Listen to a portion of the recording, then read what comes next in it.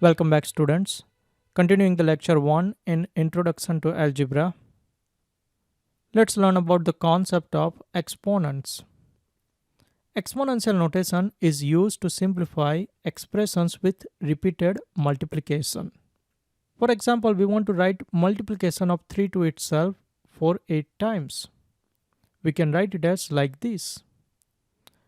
This can also be written as 3 raised to the power 8. Here the positive integer exponent 8 indicates the number of times the base 3 is repeated as a factor. Now let's understand how we can multiply exponential terms. To multiply terms with the same base, add the exponents.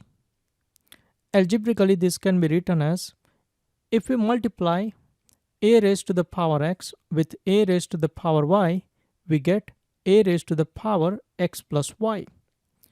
This is called as product rule for exponents. For example, if we multiply 2 raised to the power 5 with 2 raised to the power 2, we get 2 raised to the power 5 plus 2, which is simplified as 2 raised to the 7. That equals to 128, and that's an answer. Let's see another example on this.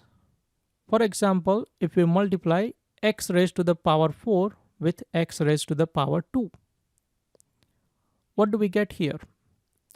This is simplified as x raised to the power 4 plus 2, which is equal to x raised to the power 6. That's an answer. Now let's understand how can we perform the multiplication of algebraic terms. First, take care of the coefficients. Multiply the coefficients. In the second step, add the exponents of like bases. For example, let's multiply 2x with 3x. Let's solve this problem. The step 1 is multiply the coefficients. 2 times 3 is equal to 6. And then follow the second step, add the exponents of like bases. Therefore, here we get x raised to the power 1 plus 1, which is x raised to the power 2. Hence, the answer is 6x square. Let's see another example. Multiply 3x and 4x square. Perform the step 1. Multiply the coefficients. We get 3 times 4, which equals to 12. And now we add the exponents of like bases. Therefore, we get x raised to the 1 plus 2, which is x raised to the power 3. Hence, the answer is 12x cube. Let's do another example.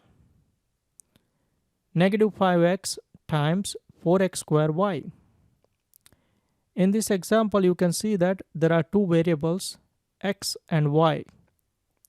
Let's first follow the step 1. Multiply the coefficients. Negative 5 times 4 is equal to negative 20 multiplied with x raised to the power 3 times y. Therefore, the answer is negative 20 x cube y.